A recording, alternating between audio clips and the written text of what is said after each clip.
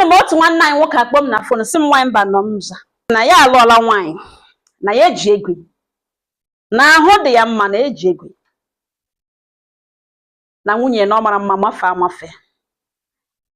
mana ya bịa chọpụta na ọ ya nwa onye lọvụrụ nwunye na nwunye ya alọvụchaghị ya that much.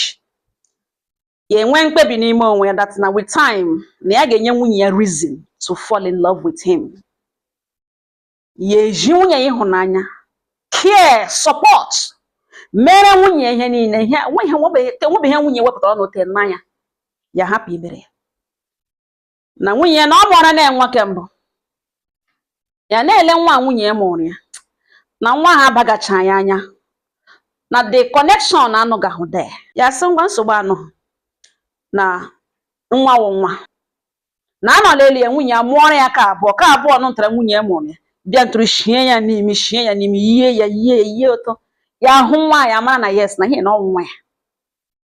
ya na-ejikwa onye ịhụnanya azụ ịhụnanya ime na anọzi one day even though na karata nwunye ya wa megendio na ya dige mana o rụziri one day abalị ya sị mba na kọlụ na-abịa na fon nwunye mgbe ụfọdụ mgbe ọ sọrọ ya aza mgbe ọ na-asọ ya mgbe ụfọdụ ya send ya quick message ya na-aghọta ihe ọgaga ihe ọ na-eme na otu ochie eme mana ya ma na nwunye dị distracted. Ya sọ onye ka lechara ya anya odogwu na-edistract ya nwunye ya ji ego nọ ya gbakwa nkịtị ya nụrụ nga anụnụ ruo otu abalị distraction obere nwa 3 years ka o tige koodu a ya kacha dị koodu hụ koodu o ji agbachige phone screen ya. Ruo that night nwunye ya arahụ n'ihi na ọ na-arahụ ka agwụ akụgburu akụgbu ya were phone ya gaa na sitting room tige koodu no luckily phone agbape. Nwaanyị mba nọ nzọ ya si ihe ahụ na ọnụ ya ga-akụchali na ya elege ihe ka elege ya wụ na nwunye ya na ex ya even na ex nwunye dị aware that na the first nwa ya kpọgadi ọkpara na ọ ya na nwunye ya mụrụ ya na ex ya dị aware na ex ya na-ajụ nwunye ya how is my son, how is the stupid man, I hope he's taking care of our son. Ya elege ihe ke na nwaanyị mba nọ nzọ ya gwara m that na ọnụ ya ga-akụchali ihe ya hụrụ ya so okay ka ya maragodu the level of danger ya dị exposed to in the name of marriage. Ya ga-ewere secret camera tige na bedroom ga-ebute ọkụ na enwere ọkụ ntakịrị ebutere were nnọọ nwa eriri akwa kechaa ya kee ya nnọọ nga ọ ga-arụ nnọọ ka ite ọgwụ nta. Ya kpọọ nwunye bata n'ime ụlọ ya gwa nwunye na enweghị ihe zoro ezo na last na ọhụrụ ọkụ na ugboene ya sị na ihe ewe ọkụ ji ndụ ya na enide ọkụ na ọkụwara na ya ga-anwụ na nwaanyị mba nọ nza ya sị na ya nwere related story nna ya na-akọrọ ya gbasara ihe mana ọ wụghị otu aka ya shi mee ka ya na ihe presentịrị ka ya like this to his wife. Ya sị nwunye na oze ọkụ nọ ndụ na ya biko na ya eze ọkụ nọ ndụ na enwere onye iro chụga ya in the past na ebe ya gara na mgbe ya alụbeghị ya mata bụ onye ọgwụ na onye iro mere ya ọchere mee ya ka ọzọ na dibịa gwachara ya ọgwụ si na ihe ahụ onye iro gwụrụ na ihe nọ n'ọkụ nọ ga-counter that charm n'ihi na the person agwọghị ọgwụ ahụ na Nigeria na ọ gara na Benin Republic ga gwuo dị ọgwụ na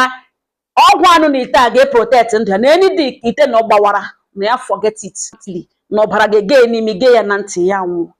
the man ebige ya ite na ya guide ite na ihe eji eleti ya in on it because of na nwunye ya na ya biko na nga ndụ ya na ite na ndụ ya ka ite nọ na ya eburu ite ntara enwe ebe a na-etige file na ọwa ebe ya gara ga etige gbachie ya na enweghị ha na-etige ebe a na-awụhụ naanị dọkụmentị na ya biko na ya guide ara ya pọta guide ara ya ndụ ya. Mba nọ nza na kamera nọ nga mgbe ihe niile ahịọga nwunye adịghị agwa nwunye asị nsogbu anọ ha na nsogbu anọ na thank God na ọ gwakwara na ọkwa na ọgwaghị ya ga-egbuo die Chineke na by the special grace of God thank God na clay pot na ọ na-anwụ anwụ na ọ na-anọ ka mmadụ na nsogbu anọ na ụmụaka tolitekwe a ga-agwakwa ha. O ruo n'abalị nwunye ya ara ha otu n'oshi arahụ ya ga-ewere he fon ya tihe koodu gbape ya hụzi current chat ebe ọ gwa ga enyi ya nwoke ihe nụnụ na ya ka ore gbasara ite na ọwa ebe ndụ ya nọ ebe ọ nọ na-agwa enyi ya nwoke. Enyi ya nwoke sị ya na ọ tụrụ ya mata pin na ha mee ha ga-eme na ha ga-ewewezi the money every day na withdrawal limit ya na ha ga-ewere the withdrawal limit until ha ewecha ego ya niile na ha ga-eme sure na akwụwara ite ahụ mgbe ọ na ya nakwa ọ nọ ha weze the tin mere conversation na gazette zote ha shi egbu ya sị ihe next plan ya sị okay mgbe aka eji gbarịa ha game ya were ego niile ya nwere na GTB move na ka na GTB ka ọ mara ya move ego niile ya nwere na GTB move ga mepe account with UBA move ego ya there mefozie 2 million naira na GTB bank document nwunye na ahụ ebe ahụ ọ maghị na from that time eji go that thing follow with the matter ya ga change the whole document wepụta ihe mekiri ha ji dị real wee share the whole document ka nọ ebe ahụ ọwụhụ the original document of his property ya bịa gwa nwunye si ya na isi na-awatọ ya biko ya mahụ dịka isi ọwụwa ke nọ na o were tụ kaadị n'ụgbọene na nwunye ama na ya nwere akaụntụ ya emepela akaụntụ na UBA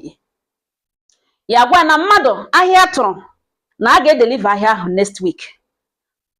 na obere ego fọrọ na akaụntụ ahụ na ọwụ 2 million naira na o were tụ kaadị n'ugbu a ga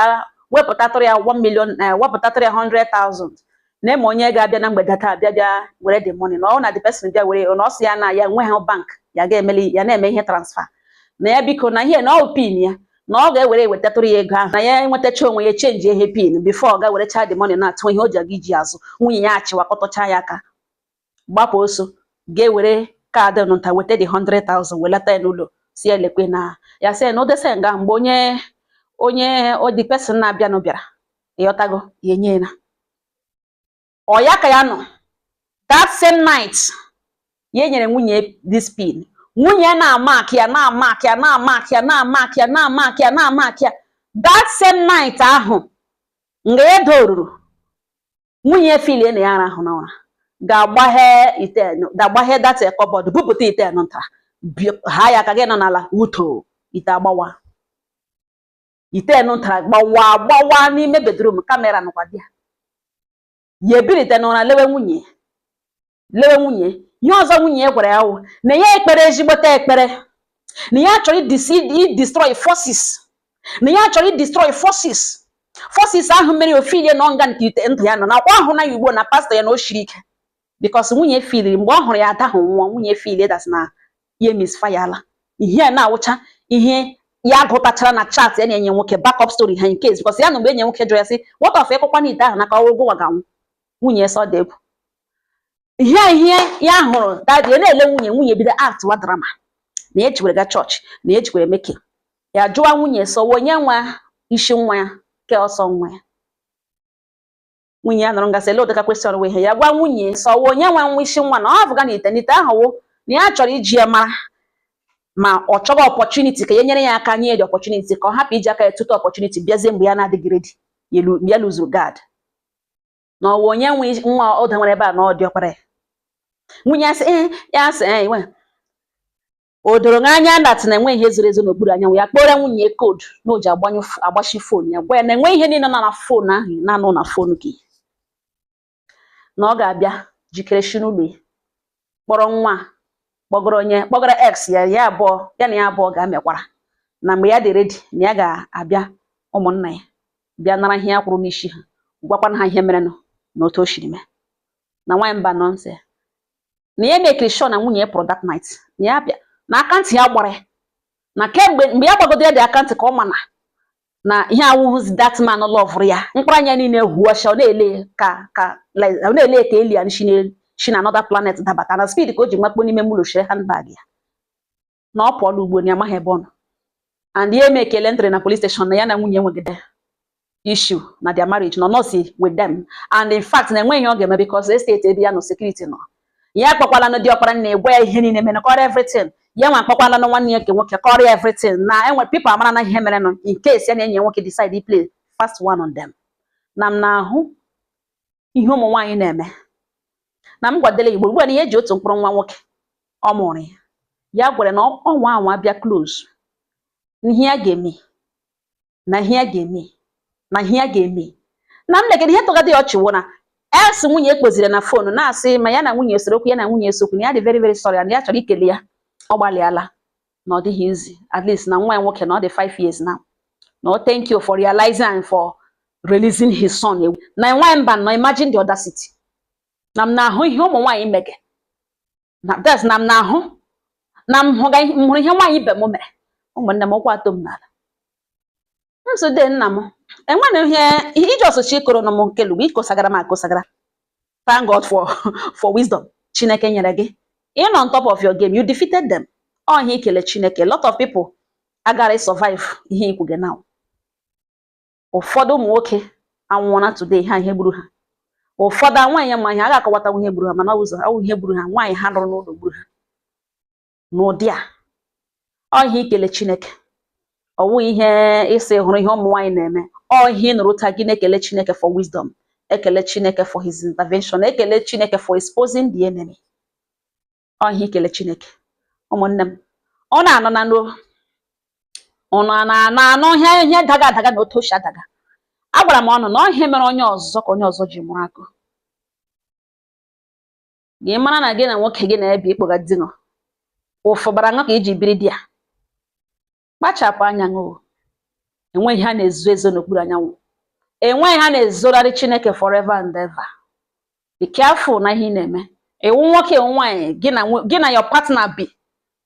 Ya na-ahụta ṅụ na ewu di ya na-ahụta ṅụ na ewu nwunye ya. Mana n'ime ọnwa ṅụ ịma na iji otu ụkpa nụrụ di ya. Dere ụkwụ ka ọzọ ala ọ ga-egwe ya pụọ. Gwa ihe ọ nidere ịnụ. Onye ọbụla gara onwe na ndụ. Da na ụmụ akụkọ ihe ụmụ drama ndị ha na-akpọ ya ayọkọcha anya ọ wụrụ life threatening.